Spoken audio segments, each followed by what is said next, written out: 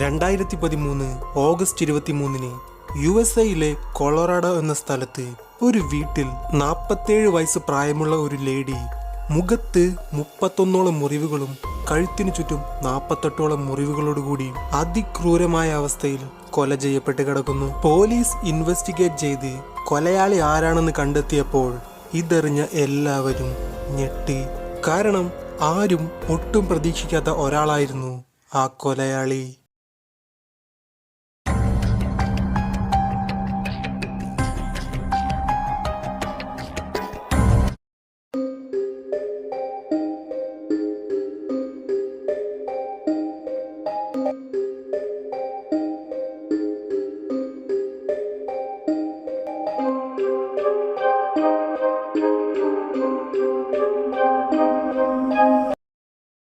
നിങ്ങളിപ്പോൾ കണ്ട ലേഡിയുടെ പേരാണ് ഇസബെല്ല ഗുസ്മാൻ.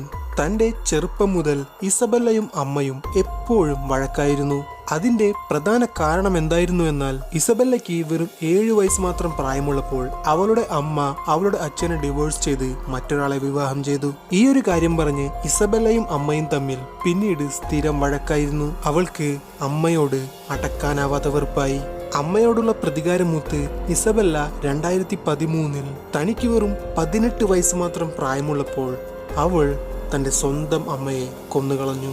കൊന്നുവെന്ന് പറയുമ്പോൾ അങ്ങനെ വെറുതെ കൊന്നതല്ല, ഇത്രയും നാൾ തന്റെ മനസ്സിനുള്ളിൽ അടക്കി വെച്ചിരുന്ന ദേഷ്യം മുഴുവനും അവൾ അവളുടെ അമ്മയുടെ ദേഹത്ത് തീർത്തു. അമ്മയുടെ മുഖത്ത് 31 പ്രാവശ്യവും കഴുത്തിനു ചുറ്റും 48 പ്രാവശ്യവും ഇസബെല്ല കത്തി കൊണ്ട് കുത്തി കീറി.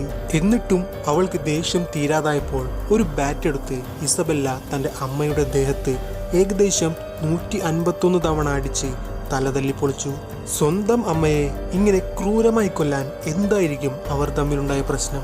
ഇതേ സംശയം തന്നെ ഈ കേസ് അന്വേഷിച്ച പോലീസിനുമുണ്ടായി. ഇതിനെക്കുറിച്ച് കൂടുതൽ ഇൻവെസ്റ്റിഗേറ്റ് ചെയ്തപ്പോൾ അറിയാൻ കഴിഞ്ഞത്, കൃത്യം ഒരാഴ്ചയ്ക്ക് മുൻപ് ഇസബെല്ലയുടെ വീടിന്റെ ബാക്ക് ഡോറിലൂടെ കുറച്ച് പയ്യന്മാർ പുറത്തേക്കിറങ്ങി ഓടിയതായി അയൽവാസികൾ പോലീസിനോട് പറഞ്ഞു. ഇസബെല്ല അമ്മയെ കൊല്ലുന്നതിന്റെ തലേന്ന് അമ്മയുടെ അക്കൗണ്ടിലേക്ക് അവൾ ഒരു മെയിൽ അയച്ചിരുന്നു. ആ മെയിൽ വായിക്കുമ്പോൾ തന്നെ അറിയാം ഇസബെല്ല എന്തോ പ്ലാൻ ചെയ്തിട്ടുണ്ടായിരുന്നു എന്ന്. നീ ഇതുവരെ ചെയ്തതിനെല്ലാം ശിക്ഷ അനുഭവിക്കാൻ പോകുന്നു എന്നായിരുന്നു ഇസബെല്ല അമ്മയ്ക്ക് അയച്ച മെയിൽ.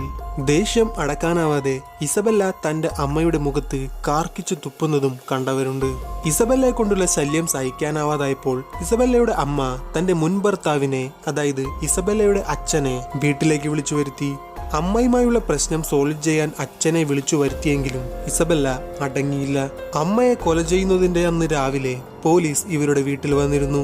കൂടെ ഇസബെല്ലയുടെ അച്ഛനും. ഇവരെല്ലാം വന്ന് ഇസബെല്ലയെ കാര്യങ്ങൾ പറഞ്ഞു മനസ്സിലാക്കിയപ്പോൾ ഒരു കൊച്ചുകുട്ടിയെ പോലെ ഇസബെല്ല എല്ലാം അനുസരിച്ചുകൊണ്ട് തലയാട്ടി. അവൾ ഇവരുടെ മുന്നിൽ നല്ലവളായി അഭിനയിച്ചപ്പോൾ എല്ലാം ശരിയായെന്ന് പോലീസും അച്ഛനും കരുതി. എന്നാൽ അവളുടെ മനസ്സിൽ ഒരു ബ്രൂട്ടൽ മർഡർ ചെയ്യാൻ പ്ലാൻ ചെയ്യുകയായിരുന്നുവെന്ന് ആരും കരുതിയില്ല. അങ്ങനെ ഇസബെല്ലയുടെ അമ്മ ജോലി കഴിഞ്ഞ് വീട്ടിലേക്ക് കയറി വന്നു. അവളുടെ അച്ഛൻ താഴത്തെ നിലയിലിരുന്ന് TV കാണുകയായിരുന്നു.